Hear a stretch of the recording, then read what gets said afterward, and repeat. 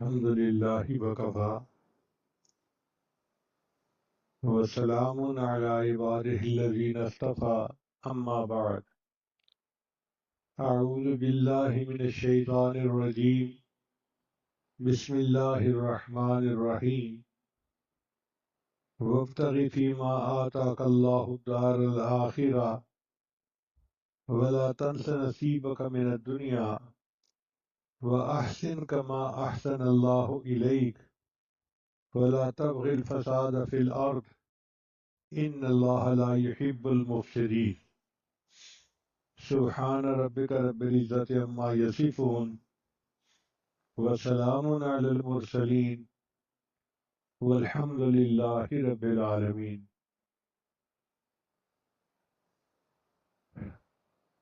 آج کل کے حالات ایسے ہیں، ہر بندہ ملکی معیشت کی وجہ سے پریشان ہے، تو سوچا کہ آج اسلام کے معاشی نظام کے بارے میں کوئی بات کی جائے۔ ہر انسان کے لیے رزق کمانا لازم ہے۔ شریعت نے 3 باتوں کا خیال رکھنے کا حکم دیا ہے۔ سب سے پہلی بات کہ نیت ٹھیک ہو۔ مثلا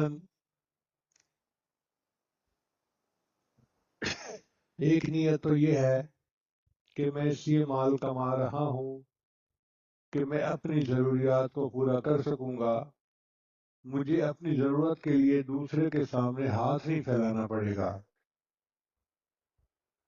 نبی اسلام نے فرمایا وَإِنَّ لِنَفْسِكَ عَلَيْكَ حَقٌّ، اور تیری جان کا بھی تیرے اوپر حق ہے۔ اس کا کیا مطلب؟ کہ تم اچھا کھانا کھاؤ، اچھا لباس پہنو، اپنے بیوی بچوں کو اچھی طرح رکھو، اللہ نے جو نعمتیں دی ہیں ان کا اظہار کرو۔ حدیث مبارکہ میں ہے کہ جس شخص نے حلال روزی کمائی اس نیت سے کہ میں بھیک مانگنے سے بچ جاؤں اور اپنے پڑوسیوں کا اکرام کروں، تو قیامت کے دن اللہ تعالیٰ سے اس حال میں ملے گا کہ اس کا چہرہ 14ویں رات کے چاند کی طرح چمک رہا ہوگا۔ آپ اندازہ کیجئے کہ رزق حلال کمانا اللہ کو اتنا پسند ہے کہ یہ بندہ قیامت کے دن 14ویں کے چاند کی طرح اس کا چہرہ چمک رہا ہوگا اور اس حال میں اللہ سے اس کی ملاقات ہوگی۔ اور ایک حدیث مبارکہ میں ہے کہ جو بندہ رزق حلال کی کوشش کرے گا، قیامت کے دن اللہ اس کو انبیاء کے ساتھ جو ہے وہ جگہ عطا فرمائیں گے۔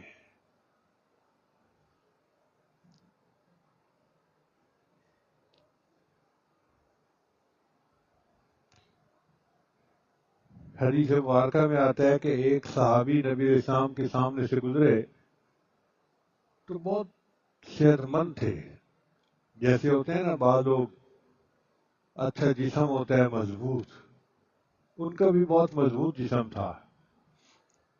تو ایک صحابی نے دیکھ کر کہا اے اللہ کے حبیب صلی اللہ علیہ وسلم، اگر یہ بندہ جہاد میں نکلتا تو کتنا اچھا ہوتا۔ تو نبی اسلام نے فرمایا اگر یہ بندہ اس نیت سے نکلا ہے کہ یہ اپنی ضروریات کو پورا کرے حلال طریقے سے تو یہ اللہ کے راستے میں ہے، اور اگر یہ اس نیت سے نکلا ہے کہ میں اپنے والدین کی خدمت کروں گا رزق کمانے کے بعد تو یہ اللہ کے راستے میں ہے، اور اگر یہ اس نیت سے نکلا ہے کہ میں اپنے بیوی بچوں کے حقوق پورے کروں گا، جو میرے اوپر ذمہ داریاں ہیں، تو یہ اللہ کے راستے میں ہے۔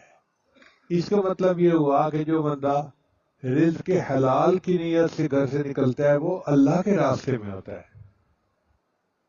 آج ہمیں غلط فہمی ہے کہ جو تبلیغ جماعت میں نکلے گا وہ اللہ کے راستے میں جائے گا۔ نہیں، وہ تو اللہ کے راستے میں ہوگا ہی صحیح۔ جو طالب علم حاصل کرنے کے لیے گھر سے نکلتا ہے، نبی صاحب نے فرمایا فَهُوَ فِي سَبِيلِ اللَّهِ حَتَّى يَرْجِعَ، وہ اللہ کے راستے میں ہے جب تک لوٹ کے واپس گھر نہیں آ جاتا۔ تو طالب علم بھی اللہ کے راستے میں ہوتا ہے، اور جو اپنا رزق کمانے کے لیے گھر سے نکلتا ہے وہ بھی اللہ کے راستے میں ہوتا ہے۔ اس سے اندازہ لگائیے کہ اللہ رب العزت کے ہاں اس عمل کا کتنا مقام ہے۔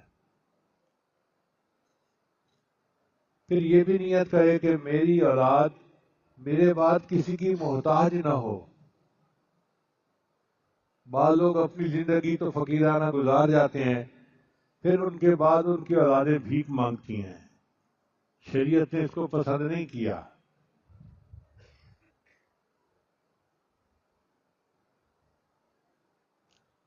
سعد بن ابی وقاص عنہ کہتے ہیں کہ میں نبی اسلام کی خدمت میں حاضر ہوا، نہیں کہ حجت الوداع کے موقع پہ نبی اسلام میری عیادت کے لیے آئے، میری طبیعت خراب تھی۔ تو میں نے پوچھا، اے اللہ کے حبیب صلی اللہ علیہ وسلم، میرے پاس بہت سارا مال ہے اور میرا بیٹا کوئی نہیں، صرف بیٹی ہے، تو کیا میں اپنا 2/3 مال صدقہ کر سکتا ہوں؟ نبی صاحب نے فرمایا نہیں، زیادہ ہے۔ میں نے پوچھا آدھا مال؟ نبی صاحب نے فرمایا زیادہ ہے۔ پھر میں نے پوچھا کہ کیا 1/3، تیسرا حصہ؟ تو نبی صاحب نے فرمایا ہاں، 1/3 تم خرچ کر سکتے ہو، مگر بہتر ہے کہ اپنے ورثاء کے لیے بھی کچھ چھوڑ کے جاؤ۔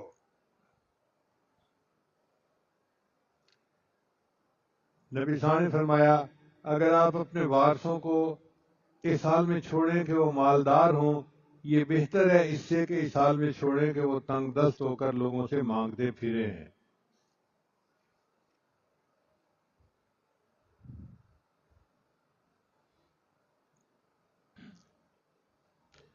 چوتھی نیت یہ ہے کہ آدمی اس لیے مال کمائے کہ میں اس سے اپنے دین کی حفاظت کروں گا۔ آج کے دور میں مال ایمان کے لیے ڈھال ہے۔ آج کے دور میں مال ایمان کے لیے ڈھال ہے، کیونکہ حدیث مبارکہ میں ہے کاد الفقر ان یکون کفرا، قریب ہے تنگ دستی تجھے کفر تک پہنچا دے۔ تو جب تنگ دستی کی وجہ سے بندہ کفر تک پہنچ سکتا ہے تو پھر مال کمانا میرا ایمان محفوظ رہے یہ بڑی عبادت بن جاتی ہے۔ سفیان ثوری رحمۃ اللہ فرماتے تھے کہ المال فی ھذا الزمان سلاح المؤمن، آج کے دور میں مال مومن کے لیے اسلحہ ہے جس سے بندہ اپنی حفاظت کرتا ہے۔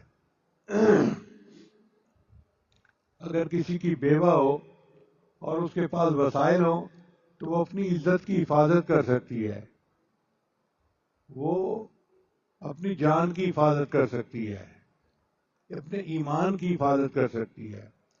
جو لوگ گناہوں میں پڑتے ہیں وہ شوق سے نہیں پڑتے، وہ انہی مجبوریوں کی وجہ سے جا کے بازاروں کی زینت بن جاتے ہیں۔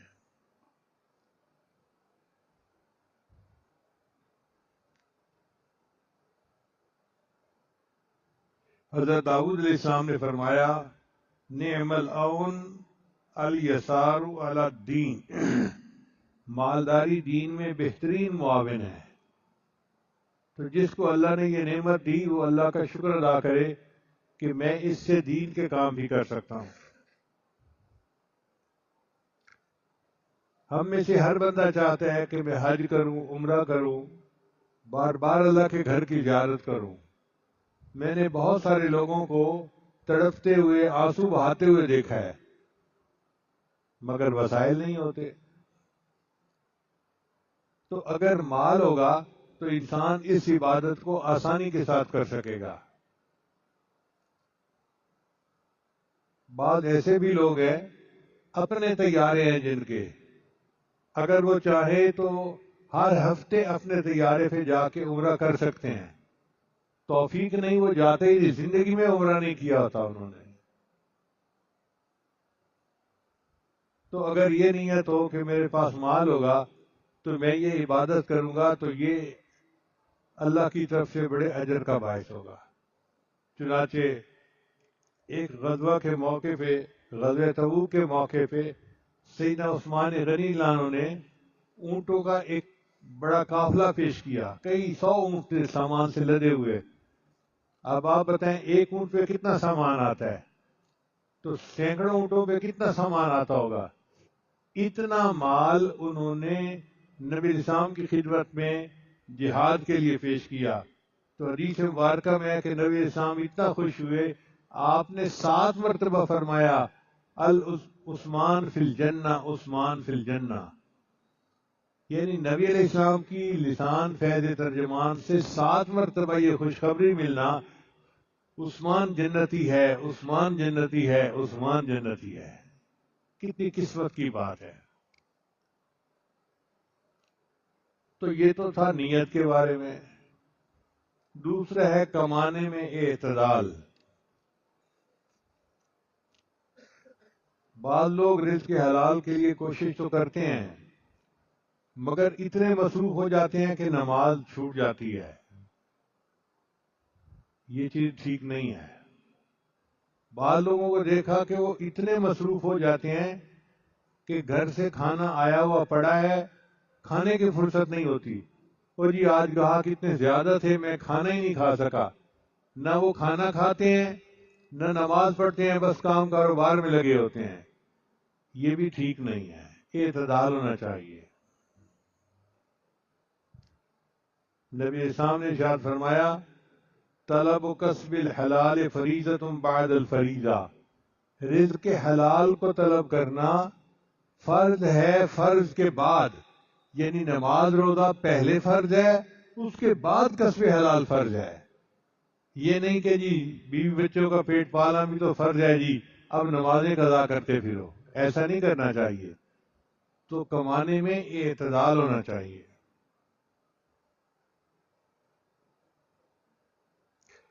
پھر دین اسلام نے یہ بھی کہا کہ جب تم روزی کمانے کے لیے بیٹھو تو یہ نہیں کہ غافل ہو جاؤ، اللہ کو یاد کرو. چنانچہ اللہ کو جو پسندیدہ لوگ ہیں ان میں سے وہ بندے ہیں رجال اللہ تلہیہم تجارت ولا بیع عن ذکر اللہ. میرے وہ بندے جن کو تجارت اور خرید و فروخت یاد سے، اللہ کی یاد سے غافل نہیں کرتی. جو اپنے کاروبار میں بیٹھے ہوئے، دفتر میں بیٹھے ہوئے، دکان پہ بیٹھے ہوئے اپنے دل میں اللہ کو یاد کر رہے ہوتے ہیں، وہ اللہ کے پسندیدہ بندے ہوتے ہیں.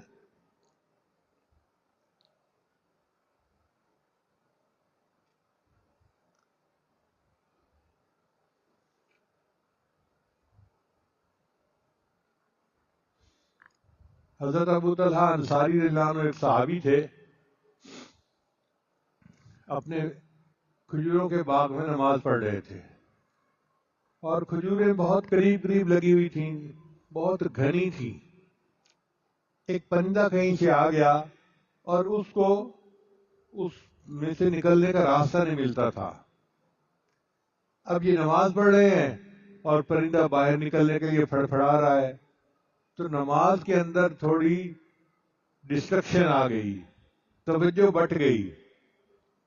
اب جب توجہ بٹی تو ان کا یہ حال تھا کہ انہوں نے پورا باغ ہی اللہ کے راستے میں صدقہ کر دیا کہ یہ میرا باغ اللہ کی راہ میں رکاوٹ بنا ہے یاد میں اس کو اللہ کے راستے میں رکاوٹ صدقہ کر دیتا ہوں.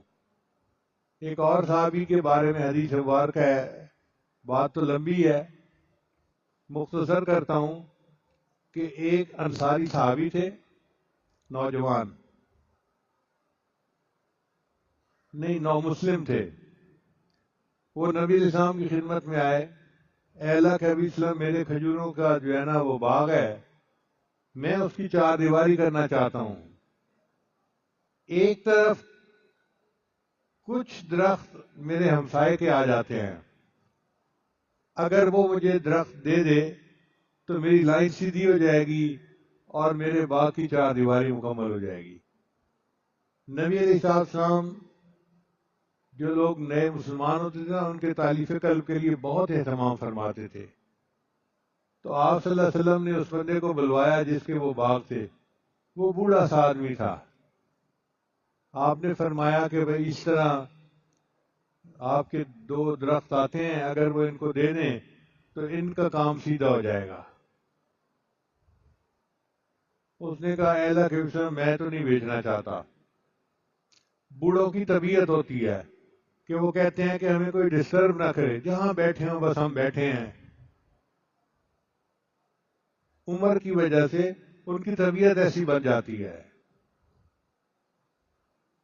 پھر نبی علیہ السلام نے فرمایا اچھا اگر تو یہ درخت دے دے گا تو میں اس کے بدلے تمہیں جنت میں کھجوروں کے درخت ملنے کی بشارت دیتا ہوں. اس نے کہا اللہ کے نبی صلی اللہ علیہ وسلم میں جنت میں تو جاؤں گا نا. نبی صلی اللہ علیہ وسلم ہاں تم جنت میں جاؤ گے مگر تمہیں اضافی درخت ملیں گے. کہتے لا حاجت علی مجھے کوئی پرواہ نہیں.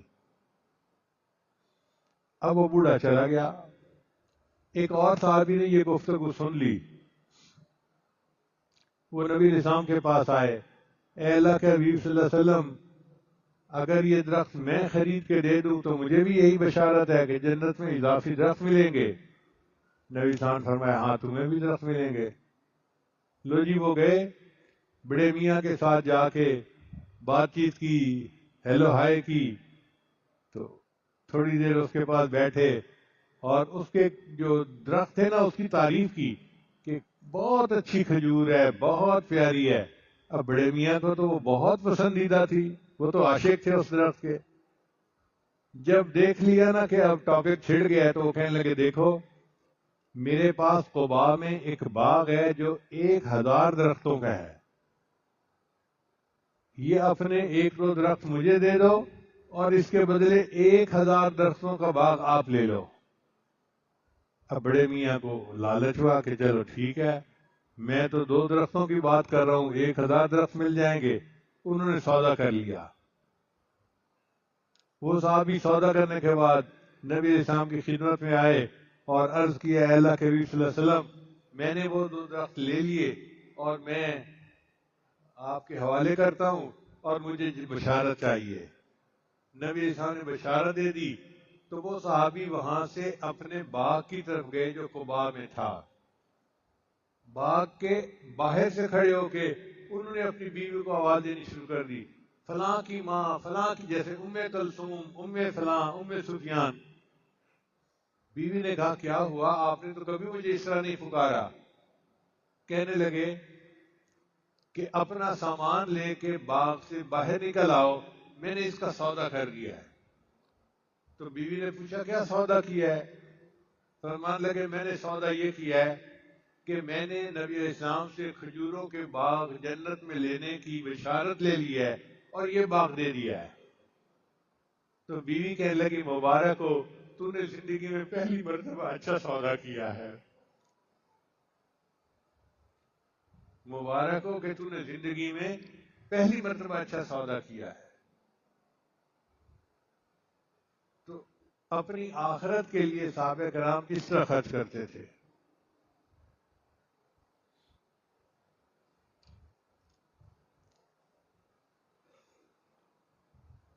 بعض لوگ اپنے رزق میں لگ کر حقوق العباد کو ضائع کر دیتے ہیں. مثلا صبح سویرے نکلتے ہیں اور رات کو دیر سے آتے ہیں. اپنے بچوں کے ساتھ ان کو بیٹھنے کا, کھانے مل کے کھانے کا, وقت گزارنے کا ٹائم ہی نہیں ملتا. ایک مرتبہ میں نے ایک بندے سے پوچھا آپ کے کتنے بچے ہیں؟ کہنے لگا جی 3. میں نے کہا کیا عمر ہوگی؟ کہنے لگے جی ایک اتنا ہے, ایک اتنا ہے اور ایک اتنا ہے. میں نے پوچھا یہ کیا بتایا؟ کہنے لگے جی صبح آتا ہوں تو سوئے ہوئے ہوتے ہیں, رات کو جاتا ہوں تو سوئے ہوئے ہوتے ہیں, تو مجھے تو اتنا ہی پتہ ہے کہ ایک اتنا ہے, ایک اتنا ہے اور ایک اتنا ہے. تو اس طرح رزق میں انہماک کے اپنے بچوں کے لیے, بیوی کے لیے وقت نہ ملے, یہ بھی ٹھیک نہیں ہے. بعضوں کو دیکھا بیرون ملک چلے جاتے ہیں اور پیچھے بیوی بچے کا پرسان حال کوئی ہوتا ہی نہیں. یہ بھی اچھا نہیں ہے. اگر کوئی جائے تو اس کو چاہیے کہ 2-4 مہینے کے بعد واپس چکر لگائے, اپنے بیوی بچوں کا خیال رکھے, پھر دوبارہ جائے. جو سالوں کے لیے چلے جاتے ہیں نا جی, 10 سال سے نہیں آئے, 12 سال سے نہیں آئے, وہ ٹھیک نہیں ہے. وہاں پہ وہ گناہ کر رہے ہوتے ہیں اور یہاں پیچھے ان کی بیویاں گناہوں میں پڑ رہی ہوتی ہیں. تو اعتدال ہونا چاہیے. اتنا وقت نہ لگائے, بچے اپنے بیوی کو بھی وقت دے. بیوی کو صرف روٹی کپڑا مکان نہیں چاہیے, خامد کی ساتھ بھی چاہیے, خامد کی صحبت بھی چاہیے. خامد اس کے ساتھ بیٹھے, بات چیت کرے, بچوں کی تربیت کے بارے میں, گھر کے بارے میں, تو تب بیوی کے دل کو تسلی ہوتی ہے. تو جو لوگ اتنے مصروف ہو جاتے ہیں کہ بیوی سے بات کرنے کی فرصت نہیں، تو یہ بھی اعتدال سے باہر کی بات ہے۔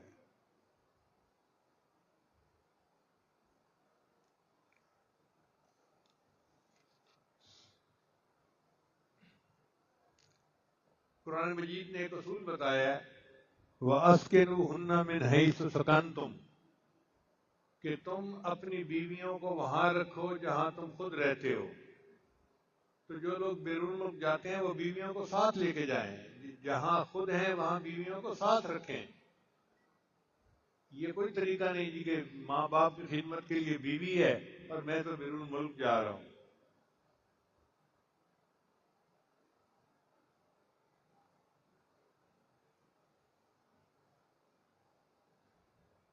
کئی مرتبہ ماں باپ بوڑھے ہوتے ہیں اور وہ چاہتے ہیں کہ نوجوان بچہ ہمارے پاس رہے، ان کو ضرورت بھی ہوتی ہے، مگر بیرون ملک گئے ہوئے لوگ ماں باپ کی خدمت ہی نہیں کر سکتے۔ تو یہ بھی اعتدال سے ہٹ کر بات ہے۔ پھر اللہ تعالیٰ نے بندے کے اوپر صلہ رحمی رکھی ہے۔ صلہ رحمی کہتے ہیں رشتہ داروں کے ساتھ اچھا سلوک رکھنا، خوشی غمی میں شریک ہونا۔ بعض لوگ اتنے مصروف کہ رشتہ داروں کی خوشی غمی میں شریک ہی نہیں ہو سکتے۔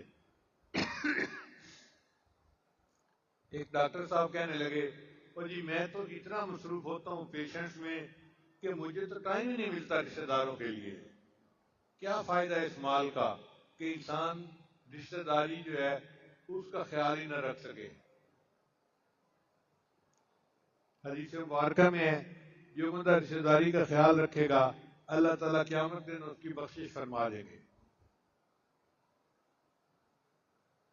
پھر اعتدال کا یہ کہ جو کمائے حلال کمائے، حرام میں نہ جائے۔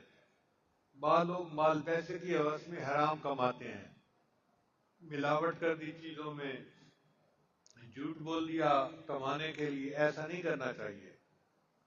حلال کمائیں گے تو اس کا اچھا نتیجہ نکلے گا۔ اللہ تعالیٰ قرآن میں فرماتے ہیں، یا ایھا الرسل کلوا من الطیبات واعملوا صالحا، اے میرے رسولو پاکیزہ رزق کھاؤ اور نیک عمل کرو۔ تو اس سے پتہ چلتا ہے کہ جو بندہ نیک عمل کرنا چاہے وہ پاکیزہ رزق کھائے، حلال رزق کھائے۔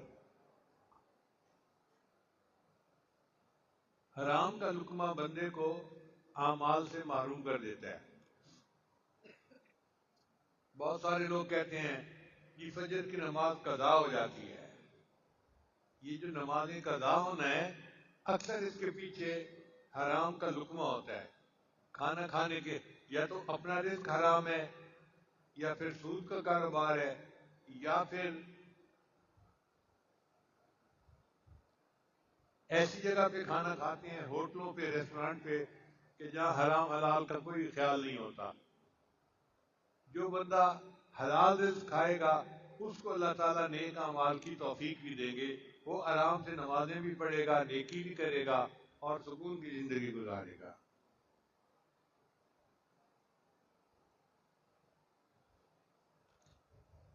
عورتوں کو چاہیے کہ وہ مال کے معاملے میں مردوں پہ زیادہ بوجھ نہ ڈالیں۔ خواہشات ہوتی ہیں نا، یہ چاہیے، یہ چاہیے، یہ چاہیے، یہ چاہیے، ایک لیمٹ ہونی چاہیے۔ حد سے زیادہ خواہشات پوری نہیں ہوتی۔ دنیا ضروریات پوری کرنے کی جگہ ہے، جنت خواہشات پوری کرنے کی جگہ ہے۔ دنیا میں تو کسی کی خواہش پوری نہیں ہو سکتی۔ جتنا پوری کرتے جائیں گے خواہش اور بڑھتی جائے گی، اور اکثر اس کے پیچھے عورتوں کا ہاتھ ہوتا ہے۔ کوئی بھی کام کرنا ہو اتنا خرچ کرواتی ہیں، اتنا بوجھ ڈال دیتی ہیں کہ خاوند کے لیے بوجھ اٹھانا مشکل ہو جاتا ہے۔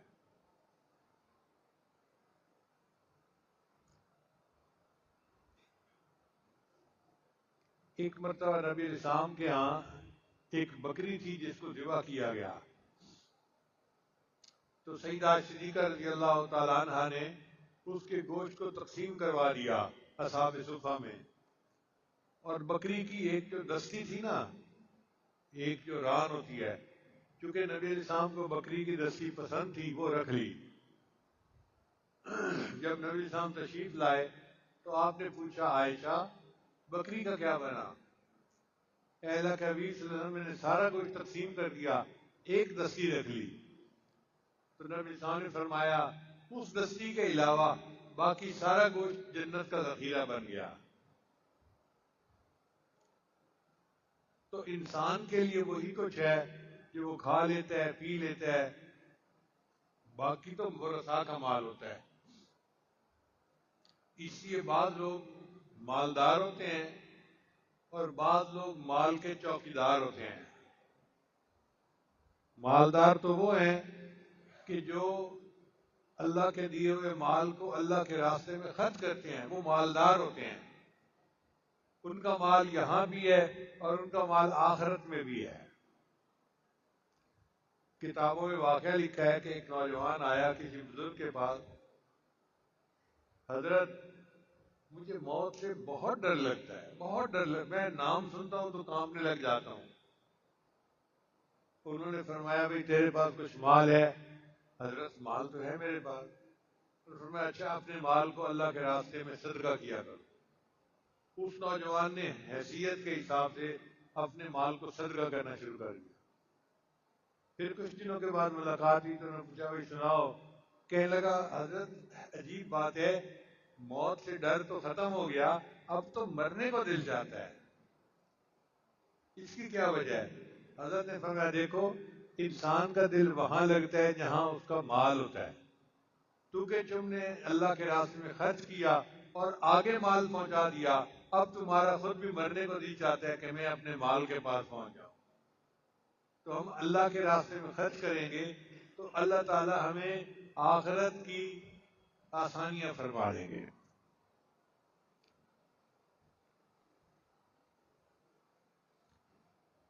بعض لوگوں کو دیکھا کہ ہوتے تو مالدار ہیں مگر اتنے معمولی طریقے سے رہتے ہیں کہ دیکھنے والے کو بھیک مانگنے والا بندہ نظر آتا ہے کہ یہ تو کوئی بھکاری ہے، یہ بھی ٹھیک نہیں ہے۔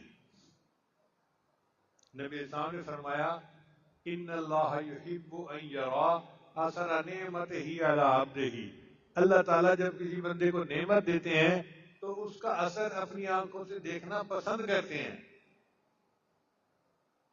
بہت پہلے کی بات ہے، اس وقت میں چیف انجینئر تھا، تو مجھے خیال آیا کہ میں بھی پیوند لگا کے کرتا پہنوں۔ تو ایک کرتا کئی تھوڑا سا پھٹا ہوا تھا، میں نے پیوند لگوایا اور میں نے پہنا۔ جب میں جانے لگا تو بیوی نے روک لیا راستہ۔ میں نے پوچھا کیا ہوا؟ کہنے لگا آپ یہ کرتا نہیں پہن سکتے۔ میں نے کہا سنت ہے اور میں نے سنت پہ عمل کرنا ہے۔ کہنے لگی یہ سنت ان لوگوں کے لیے ہے کہ جن کے پاس وسائل نہ ہوں۔ آپ چیف انجینئر ہیں، اتنی آپ کی تنخواہ ہے، آپ جب جوڑ والا پہن کے نکلیں گے تو لوگ کہیں گے کہ بڑے حاجت مند ہیں، ضرورت مند ہیں، یہ تو لوگوں سے سوال کرنے والی بات ہو گئی۔ مجھے اس کی بات پسند آئی۔ تو واقعی یہ دو سنتیں ہیں۔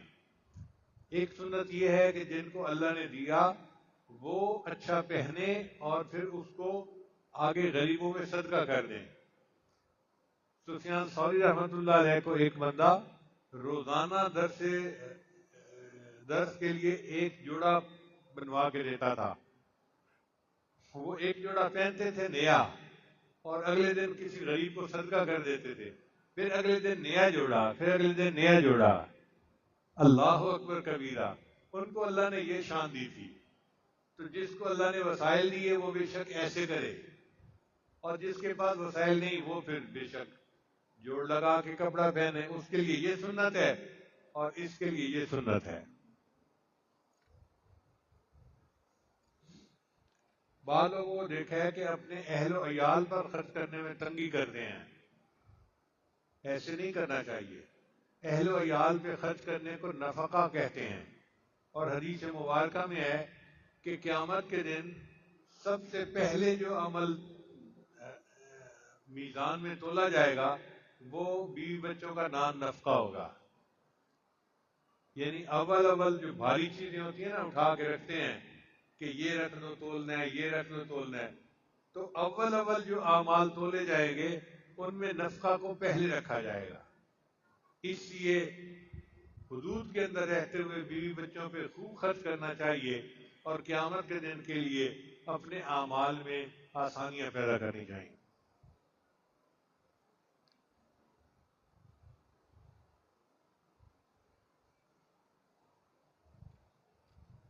نبی اسلام نے فرمایا جو بندہ خود کھاتا ہے وہ صدقہ ہوتا ہے، جو اپنے بیوی بچوں کو کھلاتا ہے وہ صدقہ ہوتا ہے،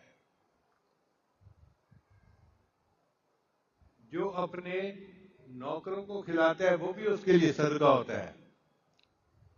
اب دیکھو شریعت کتنی خوبصورت ہے کہ انسان اپنے گھر کے افراد کو کھلا پلا رہا ہے اور اس کو صدقہ کرنے کا ثواب مل رہا ہے۔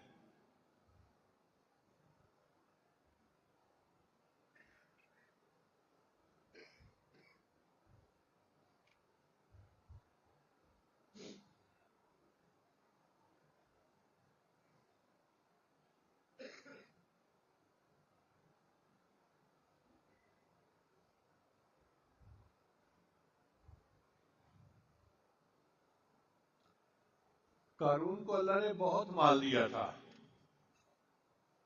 تو اللہ تعالیٰ نے اس کو 4 نصیحتیں فرمائیں۔ پہلی نصیحت یہ فرمائی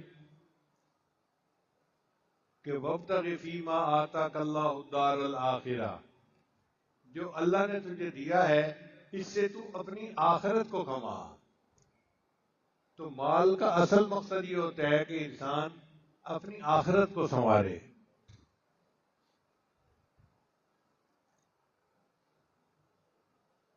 کسی کی بیٹی کی شادی میں اس کی مدد کر دینا آخرت سنوارنا ہے، کسی مقروض کا قرضہ ادا کر دینا آخرت سنوارنا ہے، کسی بھوکے اور پیاسے کو کھانا کھلا دینا، پانی پلا دینا، یہ آخرت کے لیے جو ہے اس کے لیے کامیابی ہے۔ تو انسان اپنے مال کو آخرت کے سنوارنے میں استعمال کرے۔ پھر دوسری بات فرمائی وَلَا تَنْسَ نَصِيبَكَ فِي الدُّنْيَا، کہ جو دنیا میں تمہارا نصیب ہے، حصہ ہے، اس کو نہ بھولو۔ یعنی انسان نیکی کے کاموں پہ بھی خرچ کرے اور پھر اپنا رہن سہن بھی ایسا رکھے کہ اللہ کی نعمت کا اثر نظر آئے،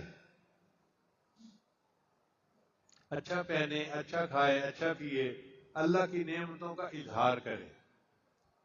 اور تیسری بات فرمائی وَأَحْسِنْ كَمَا أَحْسَنَ اللَّهُ إِلَيْكَ، اور لوگوں کے ساتھ بھلائی کا سلوک کرو جیسے اللہ نے تمہارے ساتھ بھلائی کا سلوک کیا۔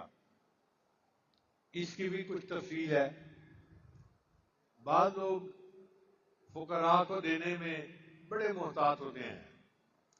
ایک مرتبہ حج کے موقع پہ حضرت مرشد عالم رحمۃ اللہ حرم میں بیٹھے تھے، اور اس سال بہت فقیر آئے ہوئے تھے، ہر تھوڑی دیر کے بعد فقیر آ جاتا تھا مانگنے کے لیے۔ تو یو کے کا ایک بندہ آیا، کہنے لگا حضرت فقیروں کی تو بھرمار ہوئی پڑی ہے، ہر 2 منٹ کے بعد آ جاتا ہے، سمجھ نہیں آتی کس کو دیں اور کس کو نہ دیں۔ پھر وہ کہنے لگا کہ علماء نے یہ بھی لکھا ہے کہ اگر کسی بندے کو پیسہ دے دیا جائے تو اس کی تو عادت بگڑ جائے گی، وہ تو بھکاری بن جائے گا، اس لیے پیسہ نہیں دینا چاہیے، محتاط رہنا چاہیے۔ حضرت خاموشی سے اس کی ساری بات سنتے رہے۔ پھر آخر پہ حضرت نے فرمایا کہ یہ بتاؤ کہ تم کہتے ہو کہ جو ڈیزرو کرے صرف اسی کو دینا ہے، دوسرے کو نہیں دینا۔ اس نے کہا میں یہی کہہ رہا ہوں۔ حضرت نے فرمایا یہ بتاؤ کیا اللہ نے جو تمہیں دیا ہے تم ڈیزرو کرتے ہو؟ کہنے لگا جی میں تو نہیں کرتا۔ کہنے لگے جب تم ڈیزرو نہیں کرتے اور پھر اللہ نے تمہیں دیا ہے تو تم بھی اللہ کے خلق پہ عمل کرو اور دے دو۔ ڈیزرو کرتا ہے یا نہیں کرتا، تم تو اللہ کے لیے دے رہے ہو نا۔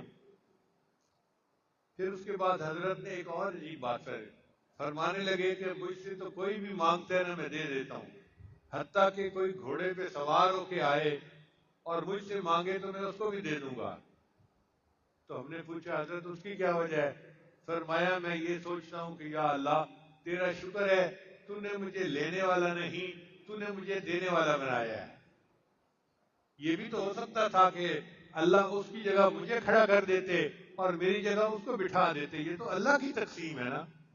آج اللہ نے مجھے لینے کی بجائے اگر دینے والا بنایا ہے تو میں اللہ کا شکر ادا کرتا ہوں. جو ہاتھ میرے سامنے پھیلاتا ہے میں دے دیتا ہوں.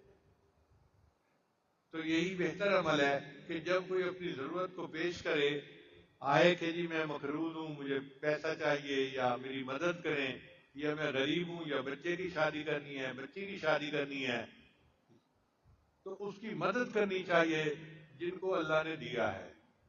وَأَحْسِنْ كَمَا أَحْسَنَ اللَّهُ إِلَيْكَ. اور آخری بات فرمائی وَلَا تَبْغِ الْفَسَادَ فِي الْأَرْضِ. اور زمین میں فساد نہ مچانا، کیونکہ جن کے پاس مال پیسہ ہوتا ہے اکثر فساد مچانے کا سبب بھی وہی بنتے ہیں. یہ جو ڈانس کلب ہوتے ہیں، شراب شباب کی محفلیں ہوتی ہیں، یہ غریب نہیں لگاتے، یہ امیر لوگ ہی لگاتے ہیں. جن کے پاس مال پیسہ ہوتا ہے وہ مال پیسے کے زور پہ دوسروں کی عزتوں کو پامال کرتے ہیں. یہ ہے فساد مچانا. تو اللہ تعالیٰ نے فرمایا کہ اگر مال دیا ہے تو فساد نہ مچاؤ، یعنی اپنے مال کو نیکی کے لیے خرچ کرو، گناہ کے لیے خرچ نہ کرو.